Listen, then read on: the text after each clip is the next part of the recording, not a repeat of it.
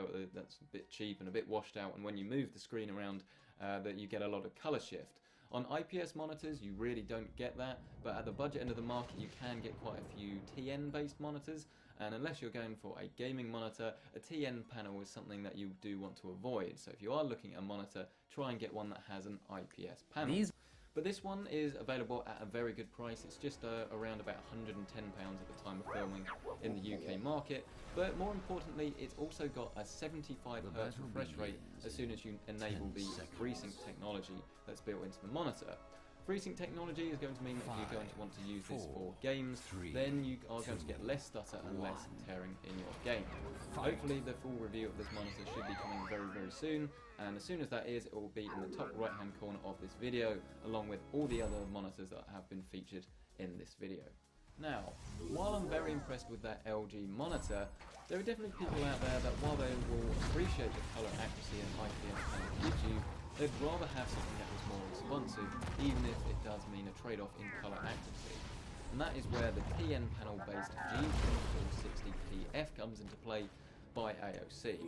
Now this monitor has FreeSync technology as well, so you're still going to get reduced stutter and tearing in your games, provided you have an AMD graphics card rather than an Nvidia one, but this is a 144Hz 1080p panel that has a TN panel, and it also uses a refresh rate of 1 millisecond. Those things combined mean that while you don't get the colour accuracy or the viewing angles of an IPS panel, you do get a monitor that is really responsive, and bear in mind it's available at a very good price. Gamers that want the smoothest possible experience don't have to spend much, especially if they're not really that interested in having rich and vibrant colours that will only be found on something like an IPS or a VA panel. It is also worth noting though that if you have a Nvidia card, there is a G-Sync version of this monitor available. And while this does provide a butter smooth experience, there's no doubt about that in theory should be slightly better than the FreeSync version if you have a compatible Nvidia card. If you're paying £100 for the technology, I would probably recommend saving that, putting it towards something like a gaming peripheral, maybe a better graphics card, better processor, as while it definitely does make a difference, I think that most graphics cards can pump out over 60Hz, 1080p anyway, and so you're not quite going to gain such a big difference in experience than if you were running a game at say 38 frames per second, and then you're really going to tap into that G-Sync technology. Definitely worth a consideration. It performed very well, and I do recommend the G-Sync version, but the FreeSync version probably is the way to go if you are on a budget. Next up, it's the mid-range of the market, and here it is a little bit more simple when it comes to buying a monitor, as I really do think there is one monitor out there that represents brilliant value for money while still having all the features I would possibly want from a monitor. This is the Acer XF270HU. This is a FreeSync monitor, it's 1440p, so it has a resolution of 2560x1440, but it's got FreeSync technology as well, so if you want a game that it's ideal, but it has a 144Hz refresh rate as well. So you've pretty much got everything you want from a monitor. But the real advantage this has is that it's available for just under £400, whereas if you want the G-Sync version of this, you're looking at around about £550. That's a huge difference, and once again, it begs the question whether G-Sync technology is really worth that much of a premium. So if you go down the AMD route, or you're maybe open to not using FreeSync or G-Sync, then this is a brilliant monitor for general users, gamers, productivity, all of those things. It really is a truly fantastic monitor. If you're not so interested in having a high refresh rate though, or you're just interested in using something that maybe looks a little bit better on your desk, because that Acer definitely has quite a bland design, then maybe you should be looking at this one from AOC. It's got a very long, horrible model name, but it's a very recent monitor that I reviewed a few months back. And this, while it doesn't have adjustments and sadly doesn't have a VESA mount, it does look very good on your desk, and it has truly fantastic image quality that will go well with any PC, Mac, or whatever you want to do with it. It's got you covered. It's 1440p, and yes, it's only 60Hz, and it doesn't have FreeSync or G-Sync, but is available at a very good price. Now next up, it's the high end of the market, and this is definitely where you'll find some of the most interesting monitors available on the market today. Now my personal favourite for a general user would be the Philips BDM 3490UC. Really catchy, easy to remember name, but what it definitely does have going for it is a super sleek design brilliant image quality, it's got an IPS panel, it's got a resolution of 3440 by 1440, super slim bezels, and speakers built into the stand that don't completely suck. Generally speaking, if you want to do some video editing, you want to use photo editing, you want to do a little bit of gaming, this really is a truly fantastic monitor. It doesn't have a super high refresh rate, it is only 60Hz, though you can overclock this if you know what you're doing. I think I managed to get it to 75. And just generally speaking, it was a really nice monitor that I was really sad to see go when it left the studio.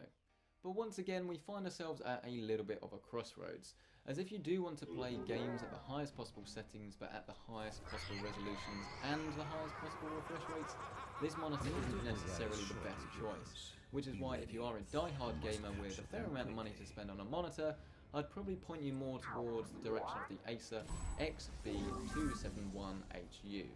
It's very similar to the FreeSync monitor that we mentioned from the mid-range section, but this has a much better design, NVIDIA G-Sync technology, and a refresh rate of 160Hz. And this means that you get a super smooth experience while containing that colour accuracy viewing angles that an IPS gives you. It's worth noting that there is an Asus alternative, the ROG Swift, but the problem with this is it's around about £100 more at the time of filming, and personally you do get a slightly better design and build quality, but I'd probably rather save that money and just go for this, more or less an identical panel. It's worth noting that this monitor does suffer from a little bit of backlight bleed and IPS glow, and you're going to have to get a good sample to truly get the best possible experience. I know there has been definitely a little bit of trouble with people RMAing monitors like this, as they do have a few defects in certain models. But assuming you can get a good one, and assuming of course the place you buy it from is a decent return policy, you will be good. So next up is the penultimate category, and this is the best 4K monitor. I'm still not entirely convinced that 4K is the best choice for a lot of people. Yes, if you watch a lot of 4K videos, it's fantastic. If you make 4K videos, or if you do photography, it's a fantastic thing to have in your arsenal. But for gamers and the general user that maybe uses a specific application, you might find you're going to run into scaling issues, and obviously you're paying through the nose for a 4K monitor, although prices are currently coming down. My favourite one so far, if you're a gamer though, and even just if you're a general user, is this one, and it's actually an Acer Predator. It is the XB321HU or something very similar. So hard to remember all these model names, I tell you. And this is a 60Hz 4K monitor, and while it doesn't have HDMI 2.0, so you can't really plug in an Xbox and play games in 4K, if you have a PC with a DisplayPort input, you can get some truly fantastic imagery, as the panel is super sharp. It's 32 inches, which is my personal favourite for 4K monitors. I find that 27 and 28 inch monitors are a little bit too small for my liking, and it's just a fantastic monitor to use, as you have so much screen real estate as long as you've got a large enough desk. For things like Civilization, for things like watching 4K video, editing 4K video, it is a lovely monitor, but of course it's very expensive, and if you don't play games, then I did have another suggestion as well, which I've tested, which is from AOC. This is the AOC 3277PQU, another catchy name. Although I've noticed that just as I sat down to film this, it's currently unavailable in a lot of places. This sacrificed truly fantastic design for one that's very mediocre, but the panel itself is really nice, and it's available at a cheaper price than this Acer. And so then it's time for the final category, the best monitor, money no object. And while there are definitely a few rogue ones out there at the moment I haven't tested, things like Dell's OLED monitor that realistically no one has the money to buy, and then the upcoming, it's now released, LG's 38-inch absolute beast of an ultra-wide monitor. The two that I've actually used that I can actually say are truly fantastic are Asus's PG348Q and then the Acer X34. Both of these share a resolution of 3440 by 1440, IPS, curved, G-Sync, and a refresh rate of 100Hz. My personal favourite though is actually the Asus version, as it has a nice design in my opinion, and it just has a nicer OSD that's just a little bit easier to use, but pretty much they're very neck and neck. Both of them offer an ultra-wide display that can really deliver when it comes to gaming performance, as everything is super smooth, but you have pretty much no compromise at all, as the IPS panel delivers wide viewing angles, really rich colours, and you have so much screen real estate to work with, and it really envelopes your vision. It's by far the best two monitors really that I have ever used. But if I was going to buy one of them, I would go for the Asus, but both of them are really expensive, and I definitely don't have the money to do that at the moment, and I probably won't ever, unfortunately, sadly, actually have the monitor to buy one for myself. But assuming you do, both of them I don't think are going to be disappointed. And so then, that's the end of this monitor buying guide. You can find all of the links in the top right hand corner if you want to go and actually see the reviews. I'll leave all the links of the products down below so you can actually go and check them out.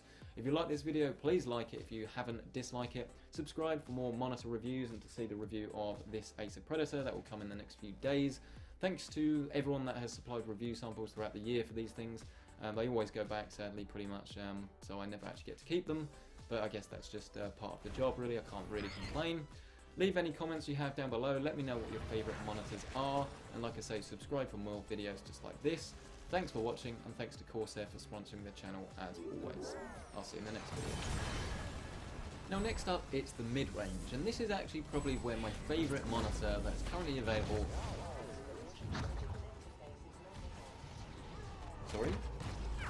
That wasn't even rigged. I have no idea what you're on about.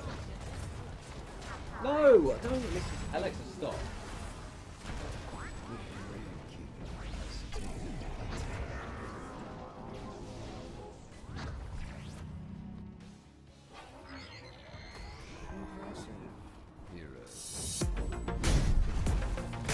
Hi guys, welcome back to the Tech Chat. Now, buying a new monitor can be a bit tricky. There's loads of things to consider, whether it's the size and resolution, the type of panel used, refresh rates, response times, adaptive sync technologies, ports. What if you want to use the monitor with a games console, or maybe you've been eyeing up one of these fancy ultra-wide monitors, or perhaps you're wondering if you should invest in a 4K monitor. It can all be a bit overwhelming. You can of course just type into Amazon something like 24-inch gaming monitor, filter it by customer rating, and then buy one that looks nice and that's within your budget. That's one way of doing it, but even a basic monitor will set you back £100, $150.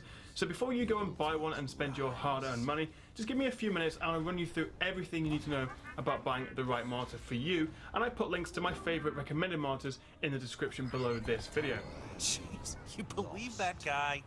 I hate these snobs. So let's kick off with the most important stuff, size and resolution. You can get monitors in all sorts of sizes from 17 to 40 inches. The most common size is 24 inches, and it's big enough to make a useful second screen if your main computer is a laptop, and it's popular enough that there are loads to choose from, and they're usually pretty cheap. Now, the vast majority of 24-inch monitors have a resolution of 1920 by 1080, also known as Full HD, which is the same resolution as most TVs. The next size up is 27 inches, which is becoming much more common and popular with gamers and power users who want the extra screen real estate. Now, if you get a 27-inch monitor with the same 1080p resolution, everything starts to get a little bit blurry or less sharp because the pixels are bigger, so the pixel per inch density is lower. In my experience, if you want a 27-inch monitor, I would definitely recommend getting one with a 2560 by 1440 resolution, also known as Quad HD. Unless you're a casual user who just wants something cheap and basic, I'd say a 27-inch 1440p, in my opinion, is the perfect monitor and resolution combination right now, but it does add to the price. But what about 4K and ultra-wide monitors like this one? Well, you can get 4K or 3840 by 2160 monitors as small as 24 inches, but the most popular size is 27 inches. Still though, I don't think 27 inches is big enough to really take advantage of all those extra pixels. And things like text and icons will start to look smaller. You can of course make them bigger using scaling in Windows and Mac, but it doesn't work well for everything. I would say if you really want a 4K monitor, get at least a 30-inch or bigger one. I think that'd be the best suited to that sort of high resolution, and you can really then take advantage of all that extra detail, all those extra pixels. I've talked about 4K monitors quite a bit in other videos, but what exactly is the benefit of getting a 4K monitor? I mean, everyone's talking about 4K TVs and 4K Blu-rays and you know, the next generation of consoles supporting possibly 4K gaming and at least having UHD players. So what's the point in getting a 4K monitor? Well, basically they have 8 million pixels. That's 4 times as many compared to a normal Full HD monitor, and what that means is everything's sharper, clearer, and generally appears more detailed. But the problem is, pushing 4 times as many pixels means you need a much faster computer to power it. especially if you're gaming. If you up the resolution to 4K, it will have a massive impact on your frame rate in games. And in all honesty, I wouldn't recommend 4K monitors to the vast majority of people out there, not yet at least, unless you have a beast of a PC with the likes of an NVIDIA 1080 graphics card. You won't get a consistent 60 FPS in modern games at high settings. So for gamers, stick to a 24 or 27-inch monitor with a 1080p or 1440p resolution respectively. However, if you're a creative professional, maybe a developer, someone who really wants a big monitor and wants to keep it looking sharp, a 4K is a good choice, and there are good 4K monitors getting more affordable, but do just make sure your PC is powerful enough to run it, and crucially, has the right ports, but we'll talk about more about that later on. Now finally, in terms of sizes, let's talk about ultra-wide monitors. Where most monitors and TVs have a 16:9 aspect ratio, ultra-wides like this one have a 21:9 aspect ratio, so they're not any taller, they're just a lot wider. This is great for watching movies, having multiple programs open at once, and playing games. It really adds to the immersion. The most common sizes of ultra-wides are 29 and 34 inches, with resolutions of 2560 by 1080 and 3440 by 1440 respectively. There is definitely a price premium to be had with ultra-wides, but they do look great, I think you'll agree. They look really futuristic, something out of Minority Report perhaps. And they're a good alternative to having a multiple monitor setup, rather than having two monitors here with a bezel in the middle you have to try and hide. This looks much nicer. But you don't have to break the bank to get one. There are some good value ones out there, but if you want a bigger one like this 34-inch one, one with a higher 3440 by 1440 resolution, and extras like G-Sync, which we'll talk about later on, you are going to pay quite a bit more for it, and also getting one curved is going to add to the price. Now, in terms of design and style, well, it's all very subjective, isn't it? I tend to prefer monitors with really thin bezels. It's really up to you what they look like. The one thing that is probably worth mentioning about the design is how flexible they are, how much you can move them around. Some monitors can be tilted, raised, lowered, swiveled, and rotated 90 degrees so you can use them vertically, and even Visa mounted if you want to take the stand off and mount it to your desk or the wall. Other ones don't move at all. So if you're someone who wants to move it around a lot, if you've got a weird shaped desk or you want to rotate it 90 degrees, look at the product description to see just how flexible it is. Now let's talk about panels. That sounds really boring, I know, but it is pretty important and makes a big difference to how good your monitor looks. There are three types: IPS, TN and VA, with the first two being the most common. If you want to know all there is to know about TN versus IPS, you can check out my in-depth comparison video by clicking on the card at the top right. But generally, TN panels are cheaper and they offer better response time, so you don't get as much ghosting effects when playing games or watching fast-moving content, but they do generally have pretty rubbish viewing angles. IPS, on the other hand, is more expensive, has slightly slower response times, and depending on the quality, might suffer from IPS glow. But despite all that, they're a lot more color accurate, they have fantastic viewing angles, and generally, and also in my opinion, they are the preferred panel to go for. Similarly, VA panels, they are very similar to IPS. They tend to offer better contrast ratios, so you get deeper blacks, richer whites, slightly more vibrant colors, but they tend not to have the best, as quite good a viewing angles as IPS. So, unless you're a professional gamer who wants the absolute fastest response time, the lowest input lag, which is something different, and I do discuss in that IPS versus TN video, perhaps you can forego the good viewing angles and go for a TN panel. However, if you're a general user, if you're a photo editor, if you value color accuracy, definitely try and pay the extra to get an IPS or a VA panel. IPS is the most popular, most common after TN.